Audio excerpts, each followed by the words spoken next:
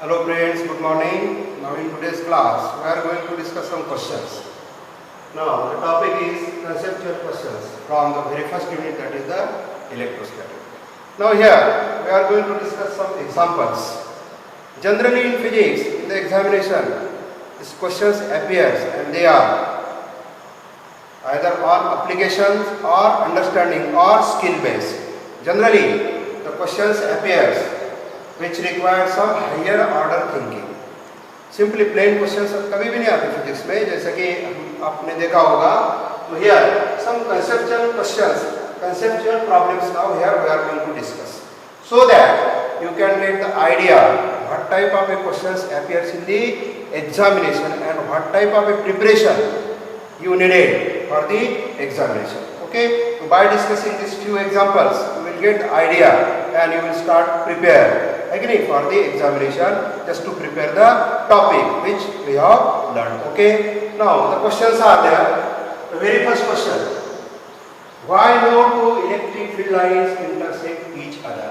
Question is asked, why no two electric field lines intersect each other? दो electric field line कभी भी intersect नहीं होती है. ठीक है, उसके पहले हमको थोड़ा रिकॉल करना पड़ेगा. What is electric field lines? Electric field lines, these are nothing but it is the pictorial way of representation of the electric field to realization of the electric field. And we know, if we consider it is actually curve, electric field line is a curve to which at any point if we draw a tangent, then that tangent represents the direction of electric field. That means at different point here the direction of electric field will be along the tangent. Therefore electric field line is a curve to which at any point the direction of electric field is always along the tangent.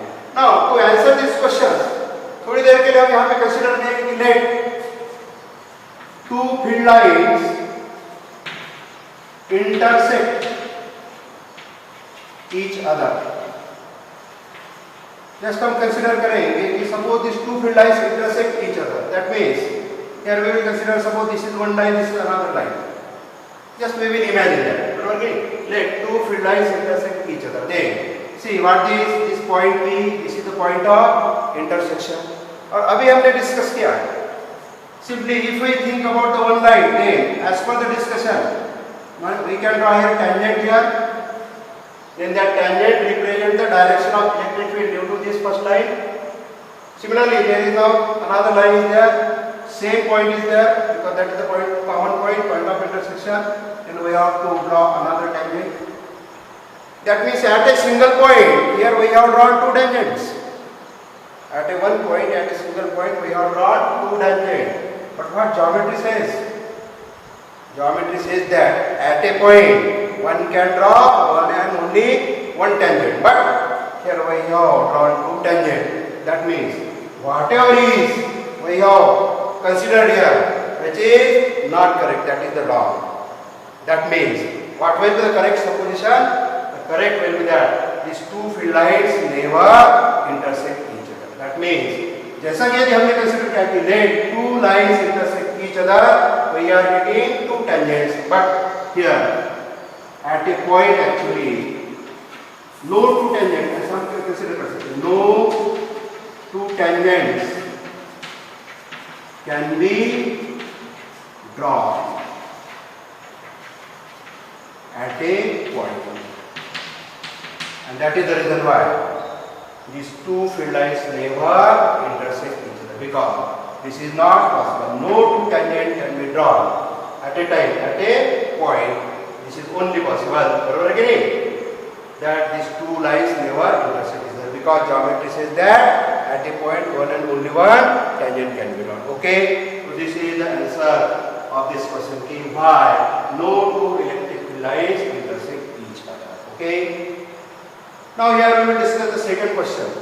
The electric potential V is constant in a region. The value of electric potential is there and it is said that it is constant. What can you say about E bar, that is the electric field here? A region is given and it is said that in that region electrostatic potential V is constant everywhere. V is constant everywhere. Then what can you say about E bar? Electric field के बारे में हम वहाँ पे क्या कह सकते हैं, ठीक है. Now there is one definition. Now we are going to solve this thing.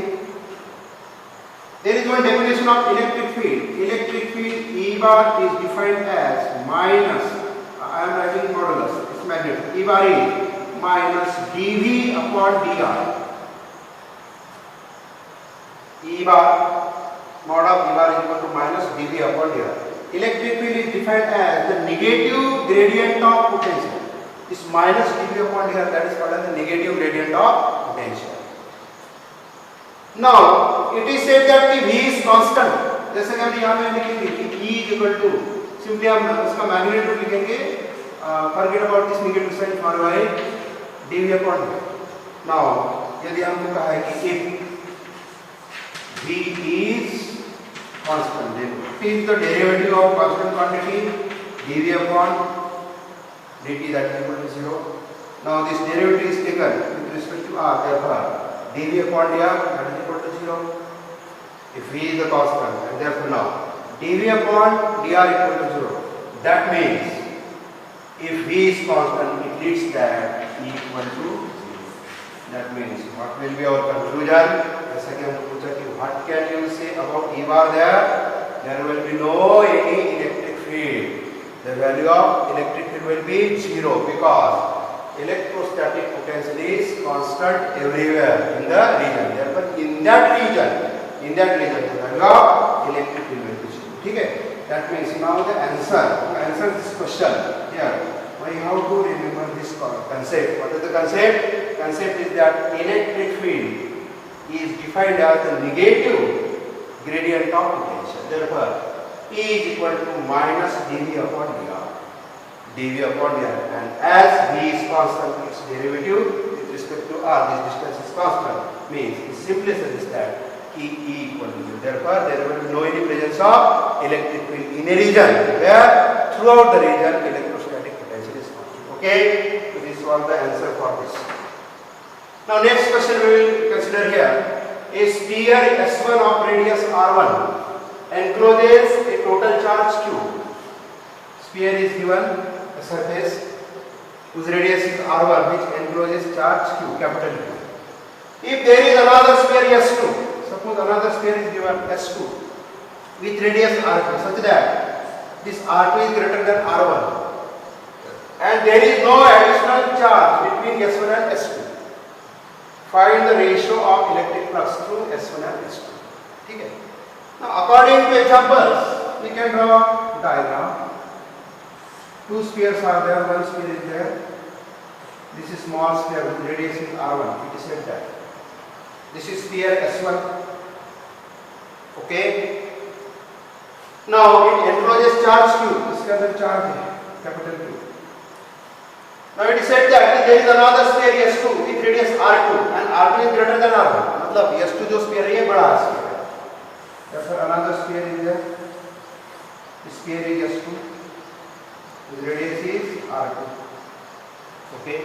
बाद में क्या कहा? And there is no additional charge between S1 and S2. This is the space. ये जो बीच वाला space है. This is the space between S1 and S2. There is no any additional charge. ऐसा कहा है. बराबर. Then it is asked, but find the ratio of electric flux through S1 and S2. So one by one here, we have to calculate the electric flux passing through small sphere with radius R1, then big sphere with radius R2. That means now, on which concept this example, this question is based? This is based on the concept of Gauss law, application of a Gauss law. Where we have to use the concept here to solve this question, that is Gauss law. What Gauss law says? Can we recall कि flux passing through any closed surface is always equal to 1 upon epsilon 0 times the total charge enclosed by the surface. Okay? And therefore one by one we have to calculate flux through S1. Let it be phi1. For that here, okay, 1 upon epsilon 0 times the total charge enclosed by the surface. Then how much charge is enclosed by the surface? Q. And therefore now it becomes Q epsilon 0. This is the flux passing through the surface S1. Next, flux through surface S2. Let it be phi 2. Let it be phi 2. Again it is now 1 upon epsilon 0. Total charge enclosed by the surface. What will be the total charge enclosed by the surface? See, it is said that R2 is greater than R1 and there is no additional charge between S1 and S2. That means, what will be the total charge enclosed by the big sphere? That will be again this capital Q. Yes or no? And therefore now, it becomes into Q, finally it becomes Q upon epsilon 0. The important thing is that this big sphere is there whose radius is greater than small r1. Again, a big size. Again, I have to recall the concept. What is that? The flux passing through the surface. Gaussian surface, जिसको कहते हैं closed surface, को is independent on the shape and size of the surface. Shape and size of the surface. It is only depends on the medium. यदि कोई medium नहीं तो vacuum है, and it depends on charge enclosed by the surface. And now in this case, both the surfaces are enclosing same charge, and therefore, what will be the ratio? According to the example, it is asked, find the ratio of the flux. It will be now Q upon epsilon 0, Q upon epsilon 0. Okay, and finally it becomes how much? 1. That means the ratio, our answer will be, what is that? We can say that phi 1 is to phi 2 equal to 1 is to 1. The ratio of the electric flux passing through these two surfaces will be 1 is to 1. Okay, so this is the answer of this question. Next question we have to study, that is question number 4 here. See, a charge plus 1 coulomb is placed at the center of a spherical shell. A charge plus 1 coulomb is placed at the center of spherical shell of radius 10 centimeters. Radius dA plus 1 coulomb charge. What will be the work done in moving a charge 1 microcoulomb on its surface through a distance of 5 cm? Through a distance of 5 cm. Now this is a conceptual question. It is asked to find the work done in moving a plus 1 microcoulomb charge on its surface through a distance 5 cm. Now see, a charge plus 1 coulomb is placed where? We can simply, if we draw a figure, suppose this is spherical shell, and here plus 1 coulomb charge is placed here at the center, and it is asked if suppose on the surface this 1 microcoulomb charge is placed there, 1 microcoulomb charge is placed there, and it is asked the amount of work done in moving is 1 microcoulomb charge over the surface by distance 5 cm. Now which concept now we have to use here? Very important concept, because इतना बड़ा question है लेकिन इसका answer बिल्कुल बहुत short है. इसका answer आता है 0. The amount of work done is 0, because again this is a conceptual question. For what 0? Because we know that now the charge is placed at the spherical shell. What is about the potential on the surface of the shell? It will be constant potential.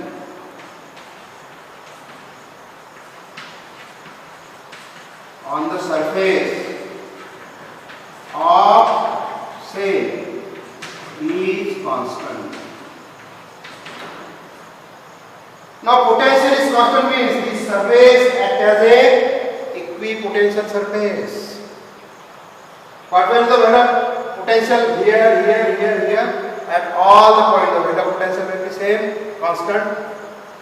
That means this surface will be equipotential surface. And then what is the work done for moving any charge for any distance over equipotential surface? That is the 0. तो भी concept क्या है पता है? The concept is that electric field is always normal to the surface. There will be no any component of electric field along the surface, जिसके वजह से charge क्या होगा? मूव होगा, जो पोटेंशियल डिफरेंस की डेफिनेशन क्रिएट करेगा. मतलब पोटेंशियल डिफरेंस 0 रहता है. पोटेंशियल डिफरेंस 0 रहता है मतलब पोटेंशियल कांस्टेंट रहता है. इसका मतलब वर्क डन हमेशा कैसा रहता है? 0 रहता है. And therefore, what is the concept behind this question to answer, concept is that work done to move any charge over equipotential surface is always equal to 0 and this will be the answer. ठीक है कि नहीं? Therefore यहाँ पे यदि हमको answer लिखना है तो हम लिखेंगे कि work done to move any charge over equipotential surface is 0 and therefore in this case यहाँ पे वर्क डन कितना रहेगा? Work done W equal to examination में एक मार्क के लिए क्वेश्चन पूछते हैं लेकिन you have to answer the question in one word.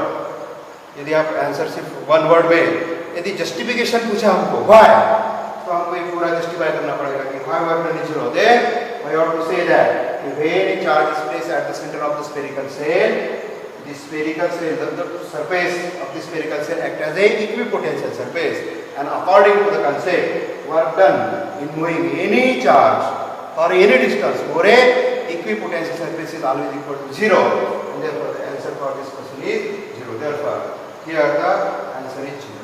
Okay. Now next question here we are going to study, that is electric charge is distributed uniformly on a surface of a spherical balloon. Spherical cell. Again it is a surface distribution. Electric charge is distributed uniformly on the surface of a spherical balloon. So, how the value of electric field and potential vary? Value of electric field and potential vary on the surface, inside and outside. Okay. So for that, if suppose if balloon, that means here we have to consider this is nothing but it is a spherical cell. The charge is spherical cell and charges are uniformly distributed. Suppose we consider the positive charges are there. All the positive charges are uniformly distributed over this spherical balloon and this is the cylinder. Then it is asked one by one how electric field and potential vary on the surface. Then what is the value of electric field on the surface? It is a constant. Yes or no? And therefore now, number one, on the surface E equal to constant. E equal to constant. What is about V? V is also equal to constant.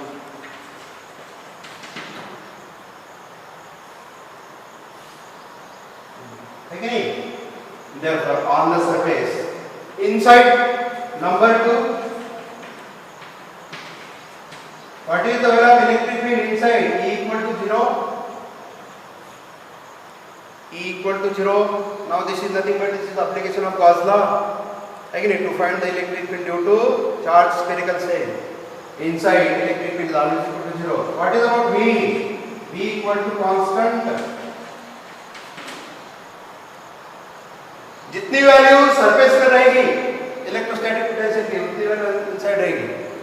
Not only here, everywhere inside. therefore V equal to constant. And third is outside, for outside region. How E varies?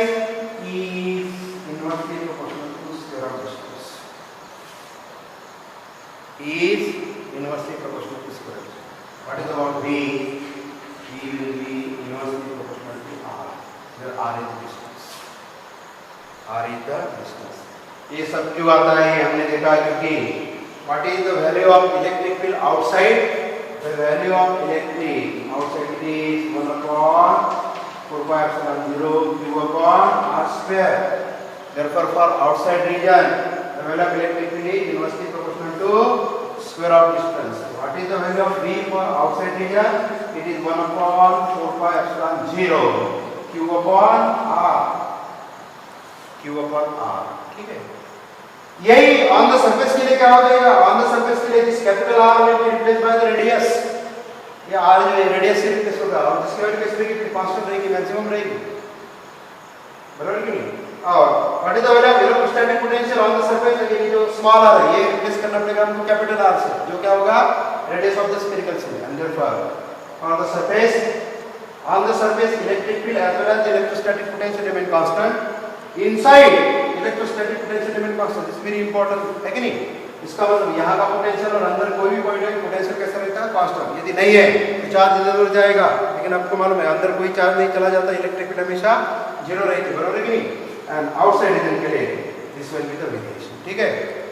तो this where few questions here, we have discuss few question just to get idea what type of questions appears in the examination and what type of preparation we have to do for the examination to get a excellent mark. Okay, thank you.